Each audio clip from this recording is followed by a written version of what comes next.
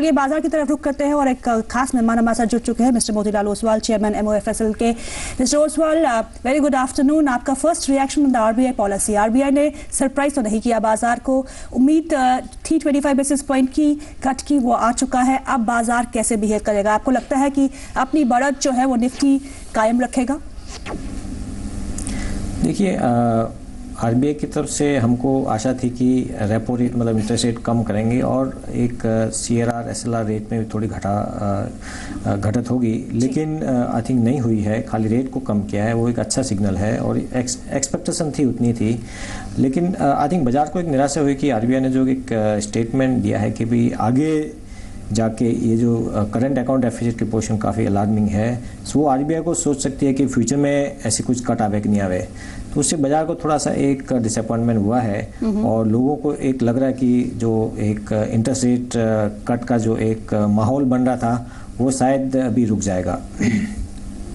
Mister Oswal, लेकिन अभी अगर आपको एक चीज़ ये देखिए कि जिस तरीके की आज RBI की कमेंट रही है, उसके बाद बैंक्स पर हमारा आउटलुक क्या होना चाहिए? अगर मैं एक निवेशक हूं तो बैंक्स पर मुझे अभी भी फोकस करना चाहिए, क्योंकि जब मैं कहता हूं कि बैंक्स मुझे फोकस करना चाहिए, उससे पहले मेरे जहन में एक बात आती है कि बैंक निफ्टी ऑलमोस्ट 2,500-3,000 हज़ार का एक पुल बैक ले चुका है, 2,500-3,000 हज़ार पॉइंट्स का पुल बैक ले चुका है। Q4 फिगर्स को देखने के बाद 3,000 पॉइंट्स के बैंक निफ्टी में पुल बैक के बाद आप बैंक्स में पार्टिसिपेट करेंगे या नहीं करेंगे? एक निवेशक की रणनीति क्या होनी चाहिए इस वक्त? देखिए, आप बैंकिंग सेक्टर देखेंगे कि अपने आप में जो जिस हिसाब से ग्रोथ हुआ है, ये 2013 मार्च के ईयर में भी करीब बैंकिंग सेक्टर में 23% प्रॉफिट का ग्रोथ हुआ है और मोस्टली जो ग्रोथ हुआ है प्राइवेट सेक्टर बैंक्स में है, पब्लिक सेक्टर में इतना ज़्यादा ग्रोथ नहीं हुआ है। और मुझे लगता है कि अगले आने वाले कुछ सालों में भी बैंक की जो ग्रोथ, जो प्रॉफिट ग्रोथ है बैंकिंग सेक्टर की, अच्छी रहनी चाहिए। और इंटरेस्ट रेट घट रहा है तो डेफिनेटली उसका एक फ़ायदा बैंक्स को मिलता है। और मुझे लगता नहीं कि ये जो इंटरेस्ट रेट कट हुई है वो शायद इन्वेस्टर डिपॉजिटर्स को पास होगी या बोरोवर्स को पास होगी बैंक्स की, क्योंकि लिक्विडिटी काफ़ी पोजीशन टफ है। सो आई थिंक बैंक्स का मार्जिन डेफिनेटली बढ़ने वाला है और मुझे लगता है कि इन्वेस्टर्स को बैंकिंग स्टॉक में इन्वेस्ट करना चाहिए और अगर इन्वेस्ट किया हो तो उसमें I think this will remain invested.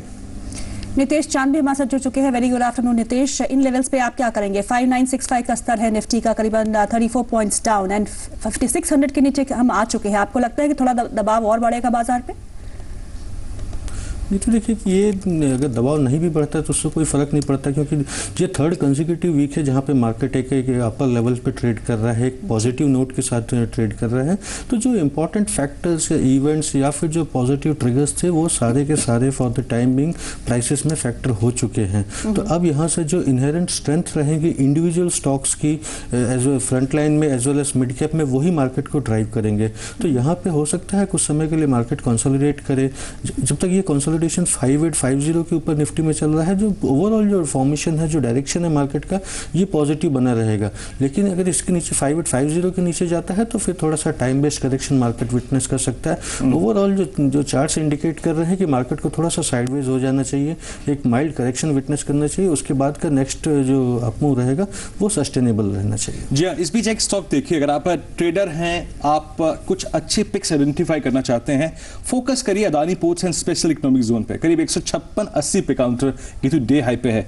Technical prospective से मैं यहाँ पे अगर आप एक देखें, एक फॉर्मेशन होती है जिसे कहते हैं इन्वर्टेड हेड एंड शोल्डर, बहुत शानदार ब्रेकआउट आएगी। तो आई थिंक कुछ पॉजिटिव न्यूज़ फ्लो भी है। बिल्कुल, इस पे फंडामेंटल न्यूज़ है कि गवर्नमेंट ने इसको क्लियरेंस दी है for bidding for the port projects. अब ये कंपनी जो है वो पोर्ट प्रोजेक्ट्स के लिए बिड कर सकती है।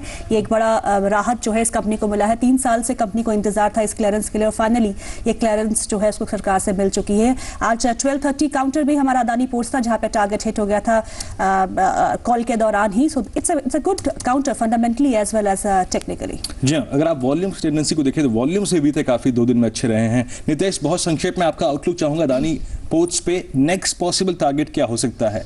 164-65 का जोन एंटीसिपेट कर सकते हैं आप, वहां तक का दाव लगा सकते हैं अभी? यस वीरेंद्र, देखिए कि इसमें जो ब्रेकआउट जनरेट हुआ था वो अप्रॉक्सीमेटली 120-125 के आसपास हुआ था और जो चार्ट फॉर्मेशन है वो इंडिकेट कर रहे हैं कि जो नेक्स्ट मेजर रेजिस्टेंस का जो जोन है दैट्स अप्रॉक्सीमेटली अराउंड 170-75 के आसपास है। तो चांसेस है कि जिस मोमेंटम से स्टॉक जा रहा है, जो हायर लेवल्स को टेस्ट करने में कोई बहुत ज़्यादा एफर्ट नहीं लगेगा स्टॉक को। मिस्टर ओसवाल, आप क्या मानते हैं? आरबीआई की पॉलिसी अब चली गई है, what are the triggers left? IIP numbers are the triggers, but आपको लगता है कि हम ग्लोबल मार्केट्स को ही ज़्यादा फॉलो करेंगे because that is the market which is really doing well and cause जो वहाँ से पॉजिटिव आ रहे हैं वो हमारे मार्केट को सपोर्ट करेंगे? देखिए, ट्रिगर्स में आप देखेंगे डोमेस्टिक में, जैसे अभी कल कर्नाटका के इलेक्शन है तो उसमें कैसे रुझान आते हैं उसके ऊपर काफ़ी डिपेंड करतेगा, क्योंकि पॉलिटिकली सिचुएशन यहाँ पर इतनी अच्छी नहीं है ओवरऑल, और बाजार में इतना कॉन्फिडेंस नहीं है कि भी यहाँ से जो गवर्नमेंट की जो डिसीजन मेकिंग प्रोसेस है वो रिफॉर्म्स की तरफ हो या जो भी पेंडिंग डिसीजन है उसकी तरफ हो।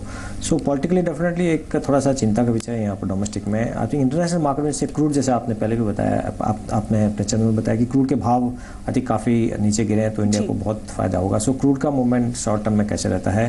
क्वार्टरली जो नंबर्स हैं ओवरऑल मुझे लगता है कि नतीजे जो आए हैं वो एक्सपेक्टेशन से अच्छे आए हैं, और करंट अकाउंट डेफिसिट को रोकने के लिए भी मुझे लगता है कि पिछले ये हफ्ते में जो बड़े 2 डेवलपमेंट हुए हैं, जैसे हिंदुस्तान लीवर ने एक बायबैक इसका अनाउंस किया, वो करीब 25 से 30 हज़ार करोड़ रुपया उसमें आ सकता है। आज आपने पढ़ा होगा कि नोकिया के जो एफडीआई प्रपोजल्स वो भी गवर्नमेंट ने क्लियर कर दिया, उसमें भी 10 से 11 हज़ार करोड़ का इन्वेस्टमेंट आएगा। सो मुझे लगता है कि रुपी उसके हिसाब से स्ट्रॉन्ग रहेगा। अगर ऑयल नीचे रहता है और पॉलिटिकली थोड़ा सा यहाँ स्टेबिलिटी रहती है तो बाजार में आई थिंक शॉर्ट टर्म में मूव पॉजिटिव ही रहेगा, और ये ट्रेंड चालू रहने की ऐसी मुझे संभावना लगती है। जी हाँ, चलिए अब करीब 35 अंक नीचे, निफ्टी एट 5965, लगभग 90 अंक नीचे, इस वक्त करीब 19,650 के स्तर पे सेंसेक्स कारोबार कर रहा है। छोटा सा ब्रेक लेते हैं। ब्रेक के उस छोर पे हमारे साथ पंकज जैन जुड़ेंगे, उनसे भी फंडामेंटल प्रोस्पेक्टिव बातचीत होगी। छोटा सा ब्रेक लेकर तुरंत हाजिर होते हैं।